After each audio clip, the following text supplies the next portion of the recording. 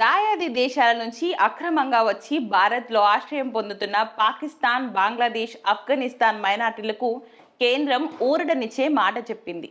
వివిధ రకాల కారణాలతో డిసెంబర్ 31, 2024 తేదీ లోపల భారత్లో అడుగుపెట్టిన ముస్లిమేతర శరణార్థుల వద్ద పాస్పోర్ట్, ఇతర పత్రాలు లేకపోయినా వారు భారత్లో ఉండేందుకు అనుమతిస్తున్నట్లు కేంద్ర హోంశాఖ వెల్లడించింది. ఆయా దేశాల నుంచి వచ్చిన హిందువులు, క్రైస్తవులు, సిక్కులు, జైనులు, బౌద్ధులు, పారసీలకు భారత పౌరసత్వం కల్పిస్తామని కేంద్రం పేర్కొంది. దీనికి సంబంధించి నోటిఫికేషన్ జారీ చేసింది. అయితే గతేడాది అమల్లోకి వచ్చిన పౌరసత్వ సవరణ చట్ట ప్రకారం 2014 డిసెంబర్ 31 కంటే ముందు పాకిస్తాన్, బంగ్లాదేశ్, ఆఫ్ఘనిస్తాన్ నుంచి వలస వచ్చిన ముస్లిమేతర శరణార్థులకు మాత్రమే భారత పౌరసత్వం కల్పిస్తున్నట్లు కేంద్రం వెల్లడించింది. తాజాగా ఈ పౌరసత్వ నిబంధనలకు సడలింపును కల్పిస్తూ ఈ నిర్ణయం తీసుకుంది.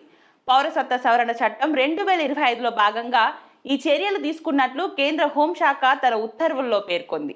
ఇక ఆఫ్ఘనిస్తాన్, బంగ్లాదేశ్, పాకిస్తాన్లో మతపరమైన హింసల కారణంగా భయంతో డిసెంబర్ 31, 2024 తేదీలోపు భారత్ను ఆశ్రయించిన ముస్లిమేతర శరణార్థులకు భారత పౌరసత్వం ఇవ్వడానికి కేంద్రం చర్యలు తీసుకుంటుంది. చెల్లుబాటు అయ్యే గుర్తింపు పత్రాలు లేకపోయినా భారత్లో నివసించవచ్చు. ఇకపై వారికి న్యాయపరమైన అడ్డంకులు తొలగిపోతాయి.